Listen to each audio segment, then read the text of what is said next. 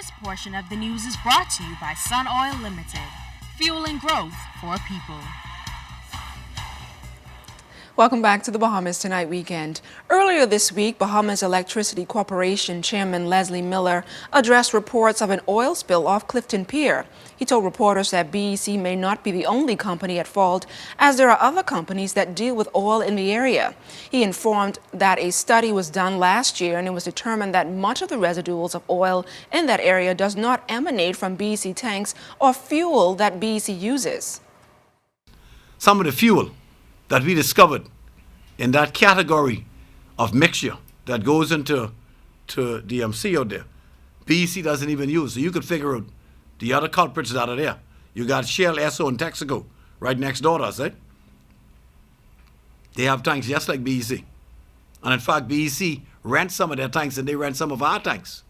So no one really knows for sure who is totally responsible. Mr. Miller hopes the corporation assembles the four parties involved to compose a plan to remedy the situation. They are considering erecting a $3 million containment wall to stop any fuel from entering the seabed.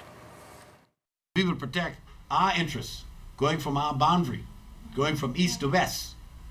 Now the other three that are out there, if they would work with us in this effort, perhaps that containment wall should be straight along that western corridor there, almost abutting Commonwealth Brewery, so that that residual fuel, very shortly, as soon as we get all the quotes in, that we can sit with the others out there, that is Shell, Esso, and Texaco, and try to come up with a plan to defray the costs associated with this environmental cleanup that we intend to have done this summer. But everybody must pitch in and pay their fair share, not just BEC.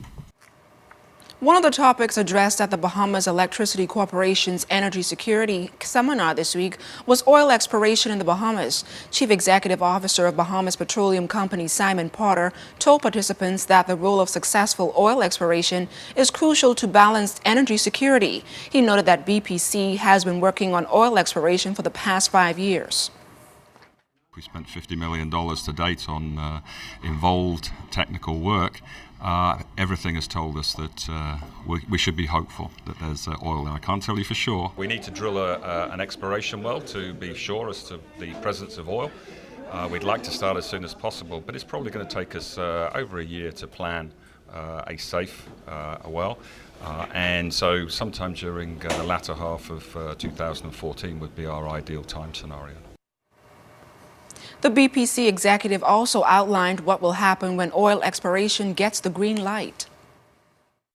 The rig costs all up $1 million a day.